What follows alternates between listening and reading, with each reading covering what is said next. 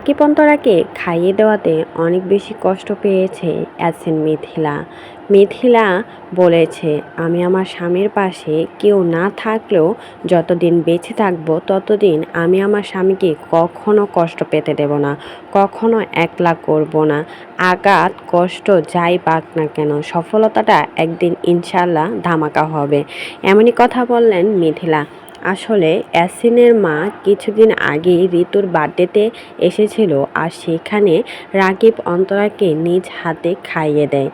সেটা দেখার পর পাবলিক তো বলছে, একজন মা হয়ে কি করে পারলো নিজের ছেলেকে যারা ঝগড়া করে বাসা থেকে গাড় ধাক্কা দিয়ে বের করেছে, আর সেই বাসাতে গিয়ে সেই লোকগুলোকে ভালোবেসে নিজ হাতে খাইয়ে দিচ্ছে।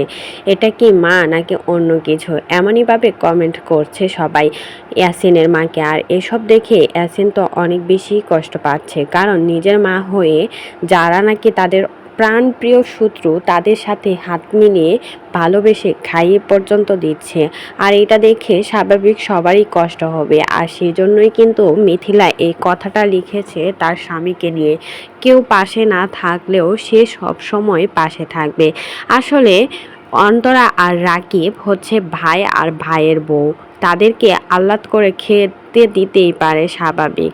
এতে মন খারাপ করার কিছুই নেই, কারণ মিথিলা যদি এতই ভালো হতো তাহলে তার শ্বশুর শাশুড়িকে তাদের বাসায় আনতো বা দেখাতো, কিন্তু সেটা কখনো করে নাই। শুধুমাত্র ইয়াসিনকে নিয়েই সে সংসার করে। তার পরিবার বলতে মিথিলার পরিবার ছাড়া আর কেউ তার আপন হয় না, কারণ সে যেহেতু এতই ভালো তাহলে কেনই বা তাকে সবাই আপন করে নেয় না, অন্তরা আর রাকিবকে কেনই বা নেয়?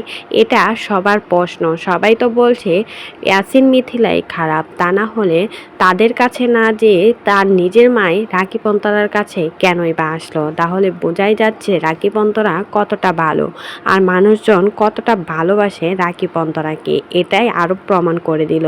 নিজের ছেলের বউ আর ছেলের কাছে না যেয়ে ভাই আর ভাইয়ের বউয়ের কাছে চলে আসছে, আদর করে খাইয়ে পর্যন্ত দিচ্ছে।